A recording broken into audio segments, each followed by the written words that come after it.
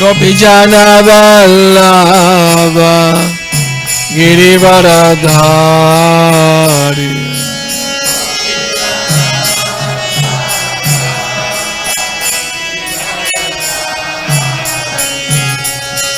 Yashoda Nandana Brajajana Ranjana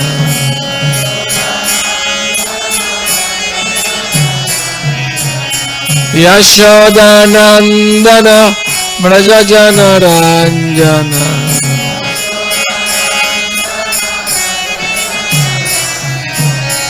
Yamuna Tira Vanacharya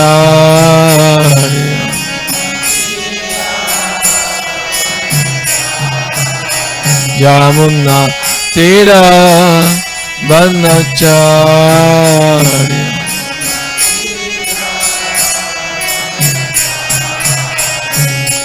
Jaya Radha Madhava Kunja Bihari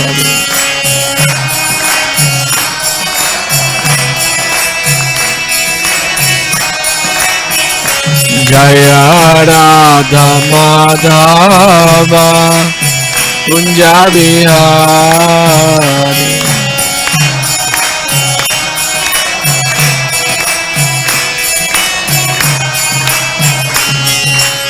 Gopijana Vallabha Girivaradhari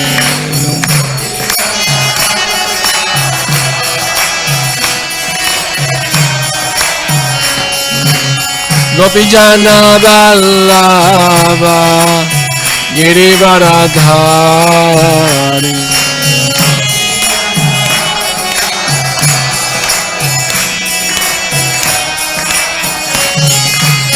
Yashoda Nandana Brajajana Ranjana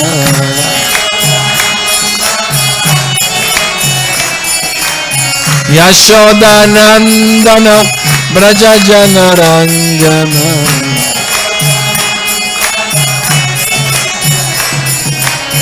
Yamuna Tira Vanacharya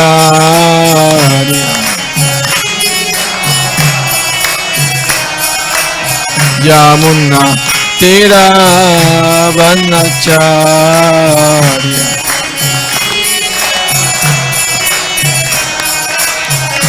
Jaya Radha Madhava Kunja Bihari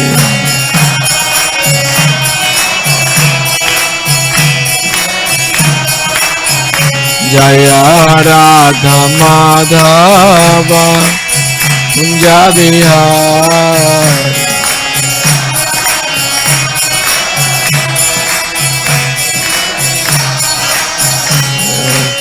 Govinda Jaya Jaya Gopala Jaya Jaya Govinda Jaya Govinda Jaya Jaya Gopala Jaya Jaya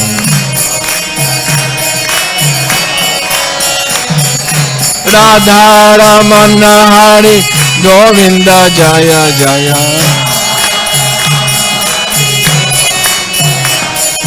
Radha Ramana Hari Govinda Jaya Jaya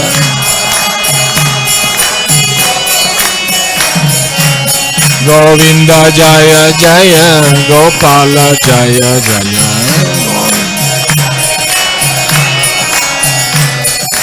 Govinda Jaya Jaya Gopala Jaya Jaya Radha Ramana Hari Govinda Jaya Jaya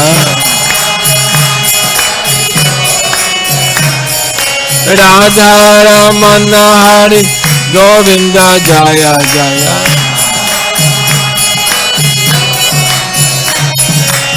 Hare Krishna Krishna Krishna Hare Hare Hare Rama Rama Rama Hare Hare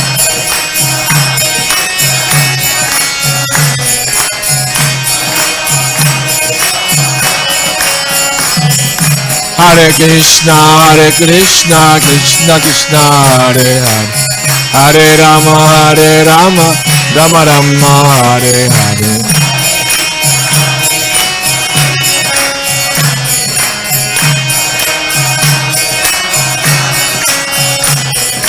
Hare Krishna, Krishna Krishna, Hare Hare.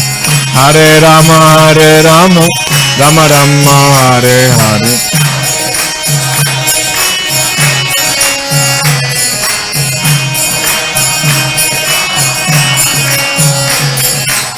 Hare Krishna, Krishna Krishna, Hare Hare.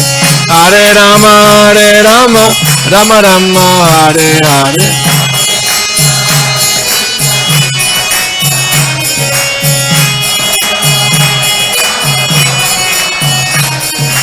Hare Krishna, Krishna Krishna, Hare Hare. Hare Rama, Rama Rama, Hare Hare.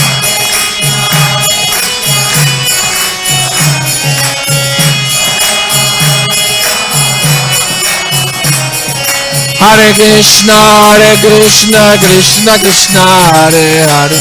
Hare Rama, Rama Rama, Hare Hare.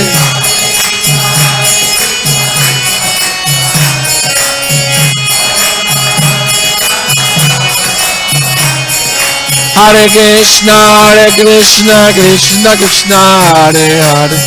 Hare Rama, Rama Rama, Hare Hare.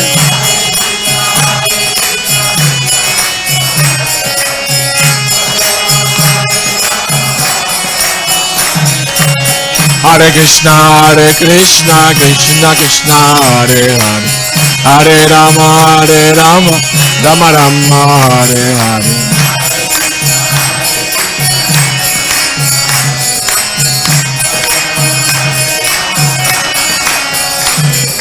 Hare Krishna, Krishna Krishna, Hare Hare. Hare Rama, Rama Rama, Hare Hare.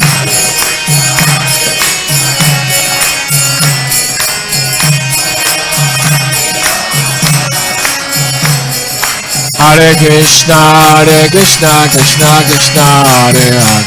Hare Rama, Rama Rama, Hare Hare.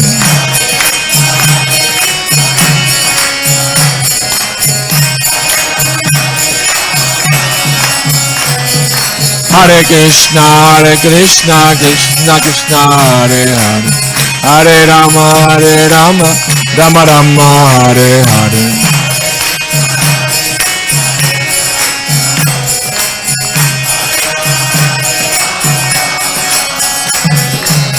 Hare Krishna, Krishna Krishna, Hare Hare. Hare Rama, Rama Rama, Hare Hare.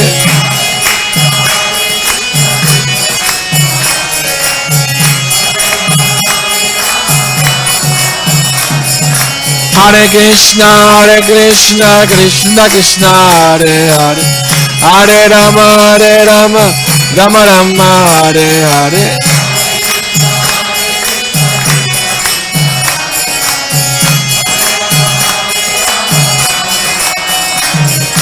Hare Krishna, Krishna Krishna, Hare Hare. Hare Rama, Rama Rama, Hare Hare.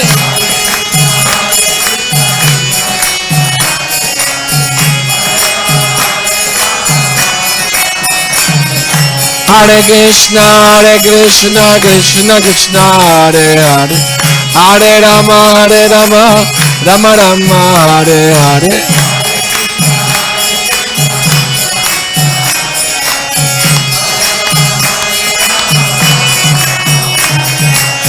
Hare Krishna, Krishna Krishna, Hare Hare.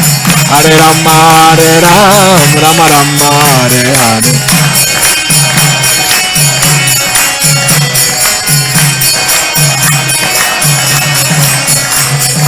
Hare Krishna, Krishna Krishna, Hare Hare. Hare Rama, Rama Rama, Hare Hare.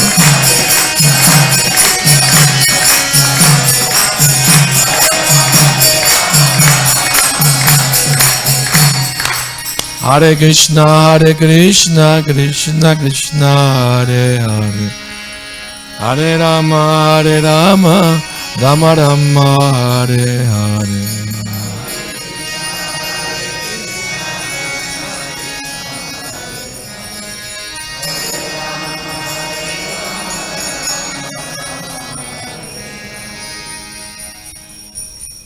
What a Premanandi, Haribo.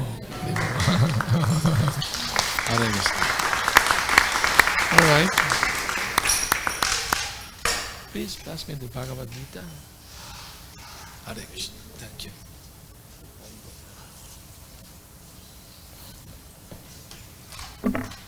Yes. Thank you very much. Please bring it.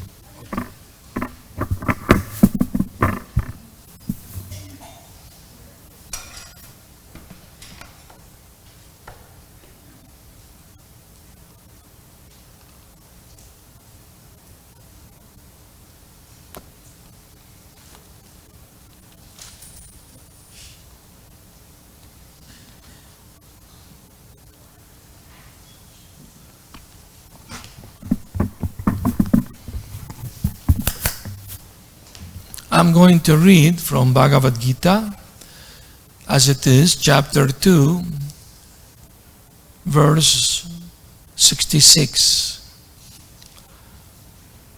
Nasti buddhira yuktasya, nacha yuktasya bhavana, nacha bhavayata shantir, ashantasya kuta sukam. Translation: one who is not connected with the Supreme in Krishna consciousness can have neither transcendental intelligence nor a steady mind, without which there is no possibility of peace. And how can there be any happiness without peace? This is Lord Krishna speaking to Arjuna, his disciple. Purport by Srila Prabhupada: unless one is in Krishna consciousness, there is no possibility of peace. So it is confirmed in the 5th chapter, 29, that when one understands that Krishna is the only enjoyer of all the good results of sacrifice and penance, that he is the proprietor of all universal manifestations, and that he is the real friend of all living entities, then only can one have real peace. Therefore, if one is not in Krishna consciousness, there cannot be a final goal for the mind. Disturbance is due to want of an ultimate goal. And when one is certain that Krishna is the enjoyer, proprietor, and friend of everyone and everything, then one can, with a steady mind, bring about peace. Therefore, one who is engaged without a relationship with Krishna is certainly always distressed and without peace, however much he may make a show of peace and a spiritual advancement in life. Krishna consciousness is a self-manifested peaceful condition which can be achieved only in relationship with Krishna. So, this is the spiritual psychology. Krishna is telling Arjuna, you want to be happy. That's natural. Everyone wants to be happy. Isn't? Nobody wants to suffer. But Krishna is telling Arjuna, how can you be happy if you don't have peace of mind?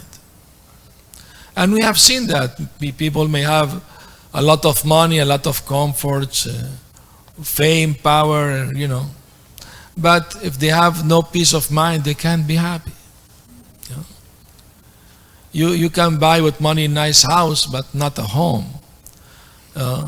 You can buy a nice fancy bed, but not the sleep to be able to sleep. You may need to take some pills to go to sleep because you have so much mental anxiety. Well, so this is very, very practical philosophy, very applicable nowadays. Although Krishna spoke this knowledge 5,000 years ago, is eternal. The knowledge is eternal. And it's for everyone. Not just for those who are born in India. It's for everyone. Because everyone is part of Krishna. Everyone is a soul, spirit soul, eternal soul. So, and how can somebody have a peace of mind unless one have a spiritual intelligence to pacify the mind? You know, the mind is very stubborn, very whimsical, and it's very difficult to control. Arjuna himself said that in the Bhagavad Gita, and Krishna allowed you. Yes, it is true. But if you practice and have detachment, it is possible to control the mind. And Lord Chaitanya Mahaprabhu, he advised to have peace of mind, to chant always the holy name of the Lord in a humble state of mind. Hare Nama, Hare Nama, Hare Namaiva Kevalam, Kalunasteva, Nasteva, Nasteva Gatiranyata. Yesterday I was at a home program in San Diego, and one lady asked me this question: what is the best process to achieve liberation in this age, Kali Yuga? And I repeat this verse to her, that Mahaprabhu Chaitanya is quoting this scripture. He's saying that for this age, there is no better process for achieving spiritual emancipation than the chanting of the holy names of the Lord. There is no better process. And he repeated 3 times. Nastieva, Nastieva, Nastieva. Nastieva means there is no other way. There is no better way. And Harinam 3 times. So one of the Nastieva is for those who think that material life is the all in all. There is nothing after death, there is no God, just enjoy your body, the more you can, the best you can, that's it, life. So this is Nastieva for those people. There is no other way. That's fine, you want to be happy, but why you are suffering? You don't want to become old, you don't want to become sick, you don't want to die. So where's the real happiness then? So materialistic people, they think they can be happy with temporary things. When you die, you can't take anything with you. So become attached to so many things, but you can't take them with you. You know the story of Alexander the Great? No? He was going to die, he was very sick, and he told his followers how he wanted to be his funeral. He said, I want my funeral to be, my coffin to be carried by the best doctors. And also, both hands should be outside the coffin. And not only that, on the way to my grave, I want you to put all jewels and gold and valuable stones all the way to my grave. So they were bewildered. They didn't understand why he's asking that. But his minister was a very clever man. He said, I know. By asking that best doctor carry his coffin, he's saying, no matter, you may have the best doctors in the world, they can't save you from death. Prabhupada once told a story. He knew a very rich man in India. He was praying to his doctor, best doctor, please give me 4 more years of life. I will give you half of my money. He was a very rich man, billionaire. But doctor could not give him even 4 hours. Wasn't in his hand. There is a Bengali saying, Mare Krishna Rake Krishna Mare Ke.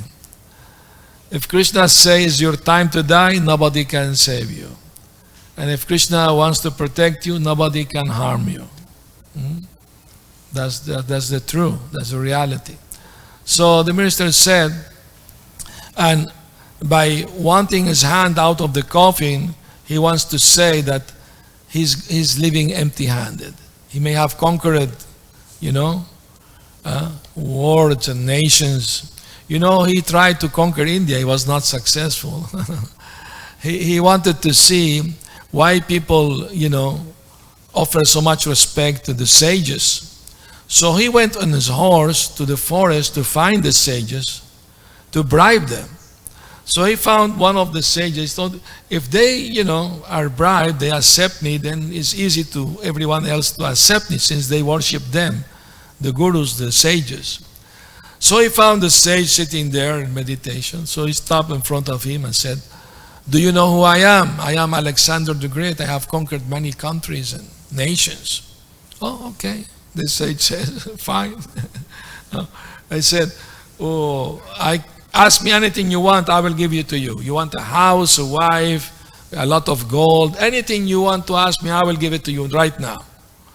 And the sage, "No, I don't need anything. I'm fully satisfied." "Really, you don't need anything?" No, I'm fully satisfied. "But at least please ask me something." "Okay. Please move your horse to the side. You're covering the sun, I'm getting some sun." A little sunshine, Anyway, so he understood, I can't conquer these people. They are not greedy. They are not greedy. So, of course, to be greedy spiritually is very good. Because in that way you make spiritual progress, I want to come closer to God. I want to, love Him, worship Him, serve Him. That's very good greed. But the material greed makes you more entangled in this world, You become more cruel to others just to achieve what you want. You don't care for anyone. So we have seen people like that. They cheat, lie, kill, even for greed, material greed. And they have to suffer afterward. They can't avoid suffering. Because that's the law of karma. Anything you do has to come back to you. Good or bad. No? So, and paving his way to the grave with all jewels, and he said, "Okay, I'm leaving behind everything. I can't carry anything with me." So knowing that true, we shall develop detachment. So that's what Krishna is advising Arjuna, to control the mind. Practice every day. Of course, for this age, the best process, chant the holy name of the Lord. Practice every day chanting and be detached. Don't become too attached to things.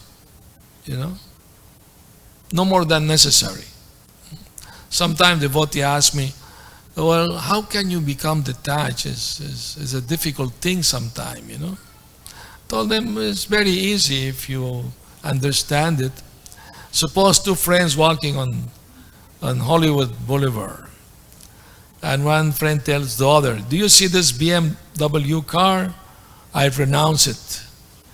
Do you see this beautiful girl passing through? I give it up. Do you see this beautiful mansion?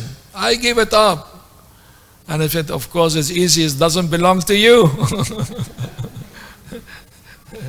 So if something doesn't belong to you, it's easy to give up the attachment to it, isn't it?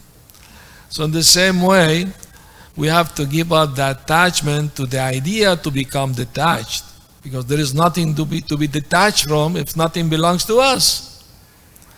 We just need to be detached from the idea that something belongs to us, and we have to be detached from it. So that's what the verse, the 529 Bhagavad Gita says. Bhoktaram yagya tapasam sarvaloka maheshvaram suridam sarvabhutanam yatvam shantim richati. Krishna says, those who understand that I am the supreme enjoyer of all sacrifice and penance, that I am the proprietor of all universal manifestations, and I am the best friend of everything and everyone, then only you can have everlasting peace. And when you are really peaceful, you can be always happy anywhere, in any condition, any situation, even poor or rich, whatever. You are satisfied because you know I am eternal servant of Krishna. I'm not going to die. This body is going to die, but I'm eternal. So there is nothing to lament about. But it's not enough just to know theoretically. We are not those bodies, we are spirit soul. We have to experience it. We have to live it. And how can we do that? How can I have the experience?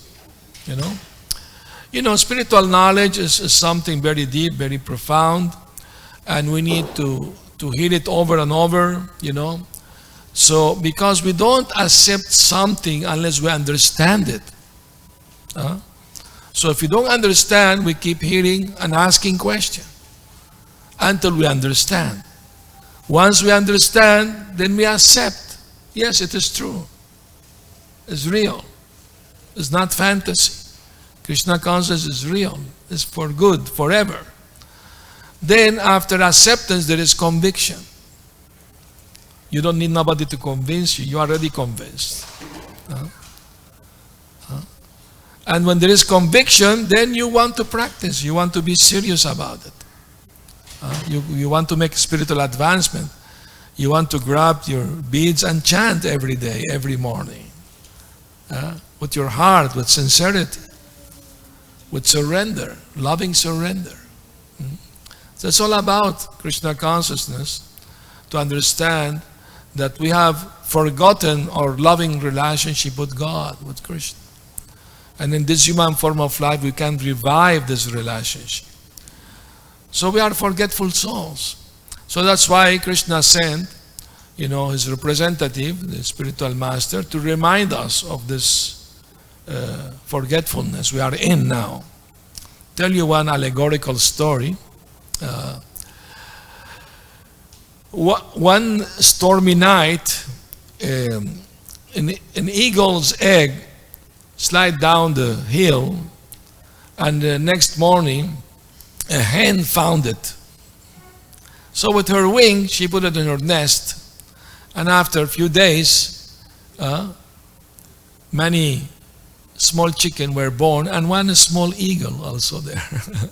So this small eagle, being surrounded by so many chickens, he thought himself to be a chicken too. So they will follow the hen, he will also follow behind. She will feed him and the other ones, And this way the poor eagle became part of the chicken community. And one day this poor chicken, he looked at the sky and he saw a big eagle flying majestically in the sky. So he asked his mother hen, "What bird is that, mother?" "Oh, that's an eagle, but you are a chicken. Don't think otherwise." Are you sure I am a chicken? Yes, you are a chicken. You are my son. Okay. Poor eagle, no? What is the lesson? The lesson is, if you want to fly like an eagle, don't listen to the chicken.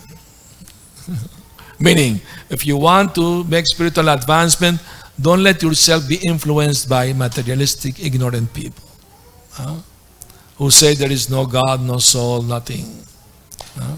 Nothing after death. But the story doesn't end there. That eagle flying up in the sky, with his eagle eye, he saw the small eagle down there. So he came down and called him, "Come. What are you doing with these chickens living in? What are you doing here?" "Well, I'm a chicken. I live here. This is my friends, my family, mother." No, you are not a chicken. You are an eagle like me." "Really? I'm an eagle?" "Yes." An eagle recognizes another eagle. And you are meant to fly. "Do you want me to teach you to fly?" "Oh yes, I saw you flying so beautiful in the sky." "Really, can you teach me to fly?" "Yes." "Climb on my back, I'm going to go and teach you." And Be grateful for their care. They cared for you until now. Now is another phase of your life. So he went, asked, a hen or chicken. Oh, thank you for. Now I'm living now. And do you know how the eagle teach their offspring how to fly? They push them out of the nest. Fly or die. Of course, they wait until their wings are grown enough to push them, Not before. I've seen the commentary how the small eagle, struggling in mid-air, But unless they get a push, they will not be free from the fear of flying. They need this little push. So we all need also that little push, to practice spiritual life seriously, sincerely. We need encouragement. We need good association. And avoid the bad association. The bad company we should give up and seek the good company. That's all about Krishna consciousness. You know the saying, birds of the same feather fly together. Is it? So it's very important. If you are interested in spiritual life, some of your mundane friend may reject you. Oh, you are now into spiritual, this Hare Krishna. No. Come, let's have fun, let's have a beer and eat some meat. No, I don't do those things. Oh, we don't want anything with you now. Like that. So that's normal. It's like somebody get married and your husband, is a good person, but he may have friends and enemies too. So, although you don't have any relationship with those people, just by marrying this person, they also become your friends and enemies. Because of the relationship with your husband or wife. In the same way, once one accepts Krishna and wants to become devotee of Krishna, naturally some people will like it, some people will not like it. What can you do? We are not meant to please everyone. It's not possible to please everyone. But to please Krishna, that's most important. If he's pleased, then everything is achieved. So, if everybody, just theoretically speaking, suppose the leaders of the world, they accept that God, Krishna, is the proprietor of everything, what will be the result of that? You know what the result will be? No more corruption. No more stealing from other people. Will be paradise. If people stop being corrupt and thieves, will be paradise. But because people's heart is dirty, they can't stop doing these bad things to others and to themselves. There's a story of it happened in India, Middle Ages. One king named Akbar, Mughal king. He had many ministers, and he found that one of his ministers was corrupt. He was stealing money. So he wanted to kick him out of his service of the palace. But he had some friend, no, it's the first time, give him another chance, But his prime minister, Birbal, his name, said, no. Once somebody is corrupt, he always will find a way to be corrupt. Don't trust him. Then one of his friends said, I know a job you can give him, he can be corrupt. What job would that will be? Okay, we have the Jamuna River here in Delhi. So put him to count the waves. He can count the waves pass into the river. And that job he can be corrupt. Okay, let's give him a chance. Birbal said, even there he will find a way. Let's see who's right, the king said. So they put him there. He was counting the waves every day. He has a big notebook and writing in it. And one day, after a few months, a boat passed through with pilgrims, like 50, 100 people in the boat. They were, going pilgrimage. So he stopped the boat. Stop the boat.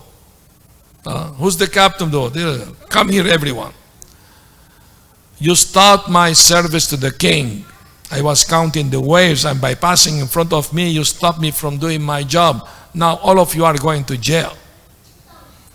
Please forgive us, we didn't know. Well, if you want me to forgive you, you have to give me 100 gold coins. Amongst all of you, collect between all of you 100, otherwise you're going to jail. But we are poor people.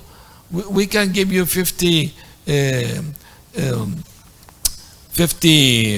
copper coin. No, it has to be 100 golden coin or jail. And then one of the passengers told him, yes, we are going to give you 100, but lashes. He took out his beard, was the king. Was the king in disguise.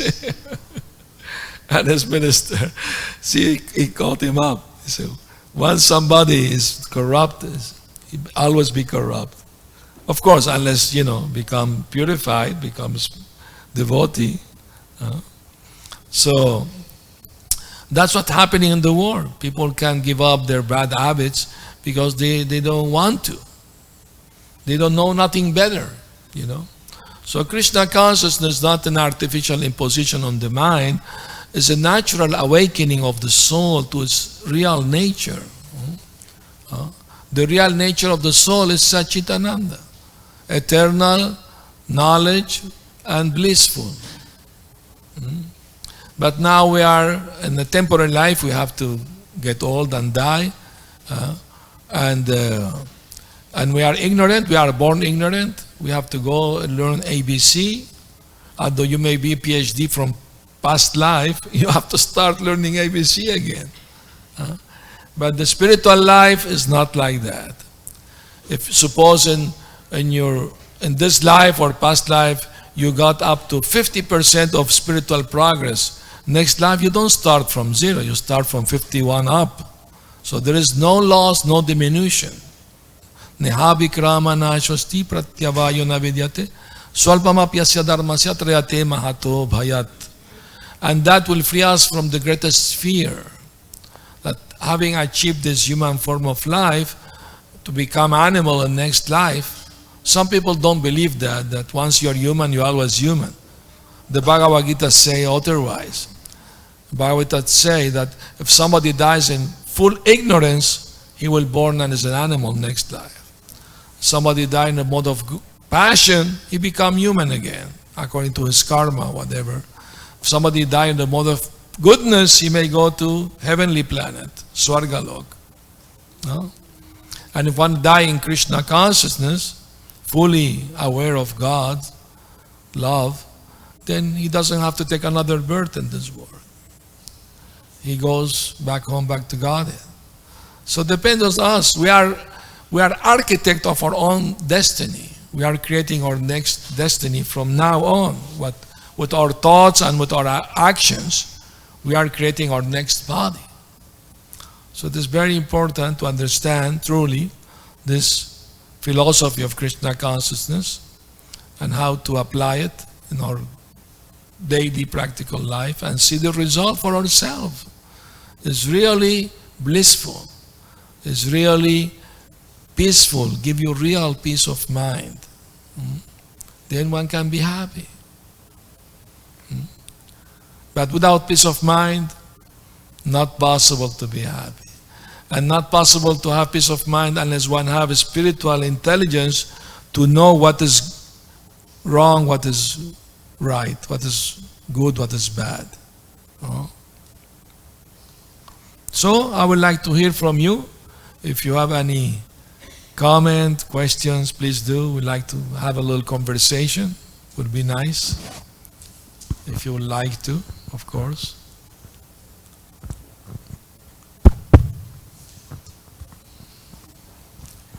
Thank you, Maharaj, for this great class. One thing I was wondering is we often hear about this point that our spiritual credits get transferred to our next life, but materially they don't.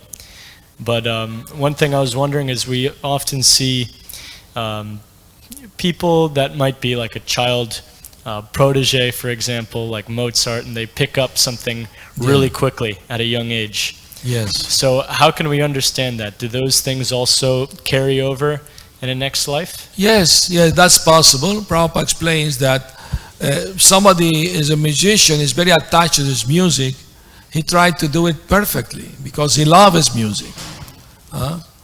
And Prabhupada said about one musician that Prabhupada used to play this music in Mayapur, the Shanai, the one instrument, And he said, this man took, many lives to perfect his music.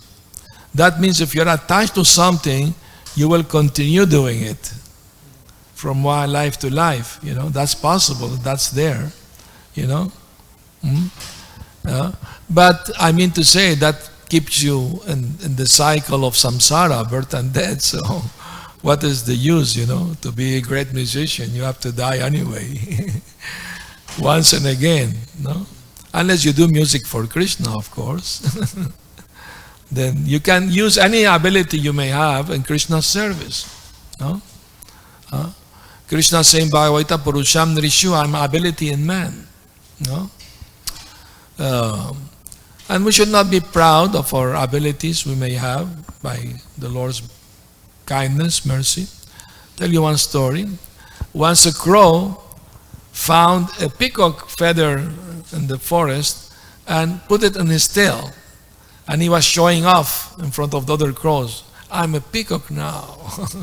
And they were like, yes, you're a... They were laughing at him, but he thought they were praising him. So that means that we don't have to show up with borrowed feather. I don't know if that is saying or I made it up, I'm not sure. Don't show up with borrowed feather. Means any ability is coming from Krishna, from the Lord. And we should not be proud of it, but use it for, His service.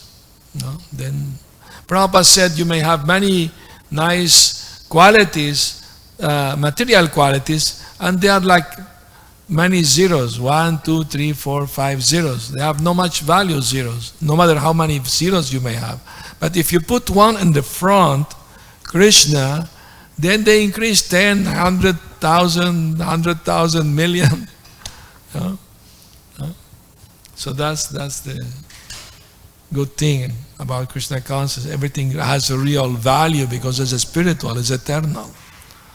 Material things, you may be very, expert in different fields, but if you don't have a spiritual goal in your life,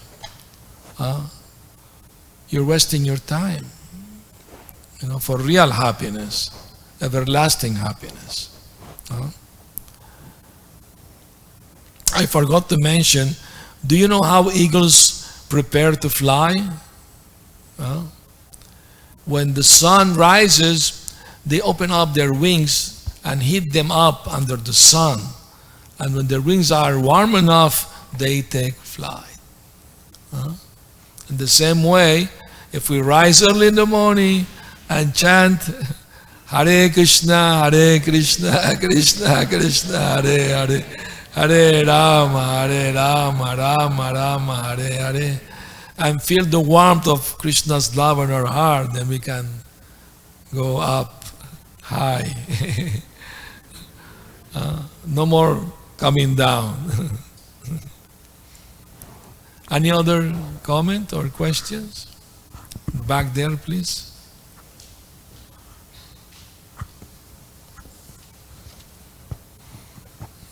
Thank you so much for enlightening us with your kind words and everything, whatever you said. You said practice detachment. I want to hear from you, can you suggest some practical ways through which we can practice detachment? Yes, very good question. How to practice detachment? Well, like I was explaining, if we know that actually nothing belongs to us, everything belongs to God because everything is borrowed. You can't keep it forever. You may have a nice house, nice car, nice bank balance, nice family, but you when you die, you can't take anything with you, isn't? So I gave you an example. Two children, friends, And one asked the friend, please lend me the ball. I want to play with your ball. Okay, I will lend it to you, but after some time you have to give it back. Yeah, yes, I will give it back. So the boy started playing with the ball, and after an hour, his friend come back to ask him to return it. He said, no, no, no, now it's mine. Now it's mine. I can't give it back. It's mine now. Children, may act like that. So we are like acting like small children. Everything we have is borrowed. There's nothing belong to us. We have it for some time, but then we have to give it up. So knowing that true, we should not be like children. No, no, I don't want to return the ball. No, it doesn't never belong to you. In the same way, everything we may have, we should know that actually is borrowed. It's not really we are not the real owners. The real proprietor is Krishna. We may take care of things, but we should know that this doesn't belong really to me. So that will help us to, at least, detachment is something internal, not something you show off, to others. No? It is something you have to develop internally. Externally, you may behave normal, attached, like people, see the family, don't get disturbed that you're too detached from no. You should not do anything artificially. It should come naturally. But it should start from inside, not outside. From the inside with the real knowledge of Krishna being the supreme enjoyer and proprietor, then we can easily be detached, No?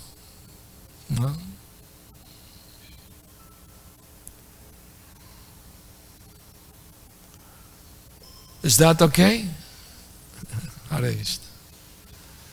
Any other question? Comments? Very good. Thank you everyone for coming and hearing. Hare Krishna.